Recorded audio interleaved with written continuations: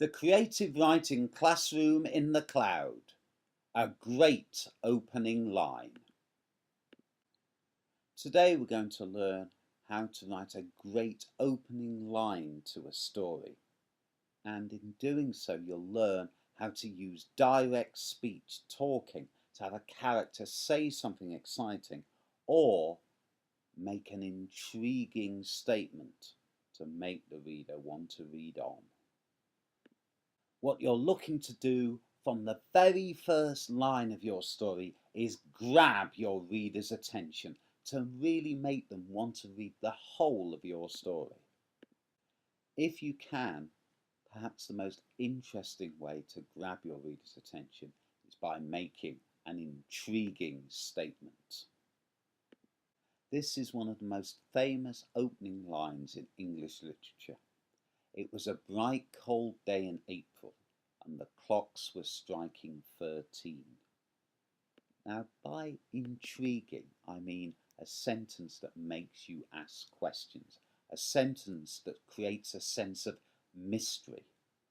The first part of this sentence, fine, it's a cold day, it's April, clocks. 13? The clocks were striking 13. What's going on here? It really makes me want to find out more. I've got so many questions about this opening line. And that's what you're trying to do as a writer. Make the reader want to learn more, to answer the questions that you pose in their mind in the very first line. This second example uses the same technique of making an intriguing statement.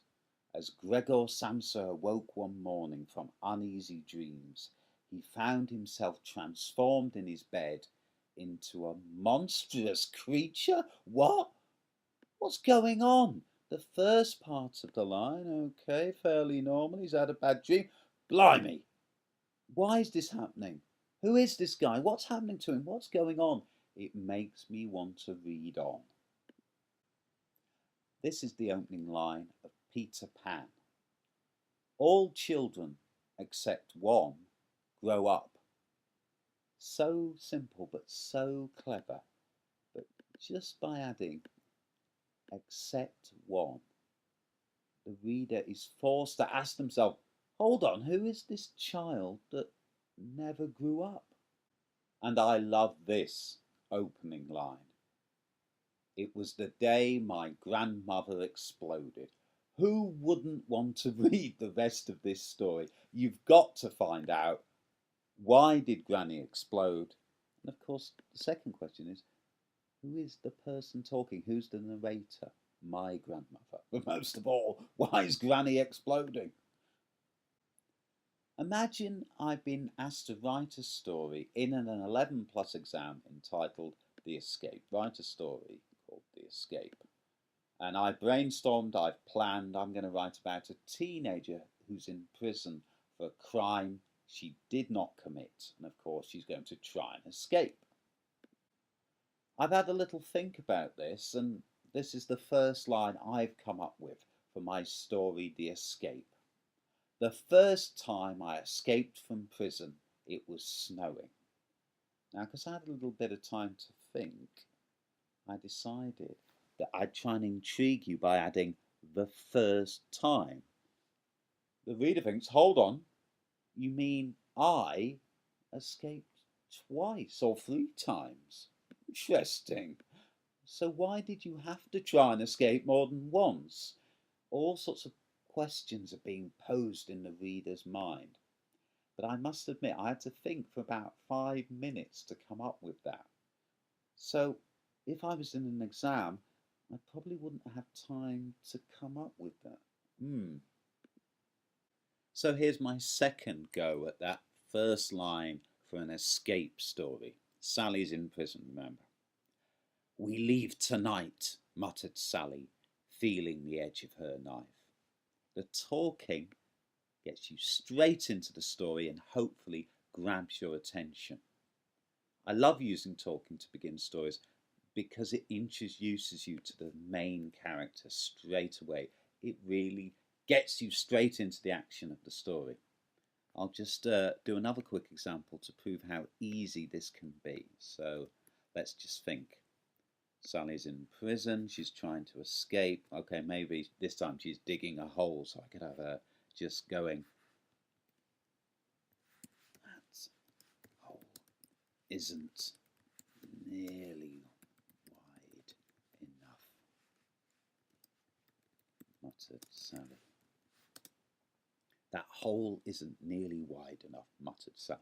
Again, there's a little bit of intrigue there, but you can see I'm using speech and it gets you straight into the character. Straight away, we know who the protagonist, who the main character of this story is. I can go straight then on to describing the prison and where we are.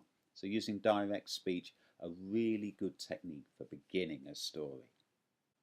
There are 3 story openings on my banned list. The first is when you begin a story with the character getting out of bed and going downstairs for the breakfast. That's fine when you're in year 1, but when you're a little bit older, it's just a bit boring. Get to the action. Get to the part of the story that's interesting. Don't begin with getting out of bed, unless getting out of bed, they're turning into a monster like Gregor Samsa. The second one on my banned list is beginning with ah. Often I teach children begin with direct speech and they go, okay, I'm going to be really clever. I'm going to begin with some exciting speech. The character's going to go, ah, because something terrible's happening. The problem is we've seen this 1,000 times. It's become a cliche. It's just a bit dull and boring. The same goes for beginning with help. There's nothing wrong with it. I'm just banning it because I've seen it and you've seen it in your friends' stories 1,000 times. I know we can be more interesting and more original than that. Always try to begin a story with a great opening line because then people will want to read the rest of your story. Try to make an intriguing statement. Say something that really makes the reader ask questions from the very first line, makes them really want to know why, makes them go, huh, what's going on?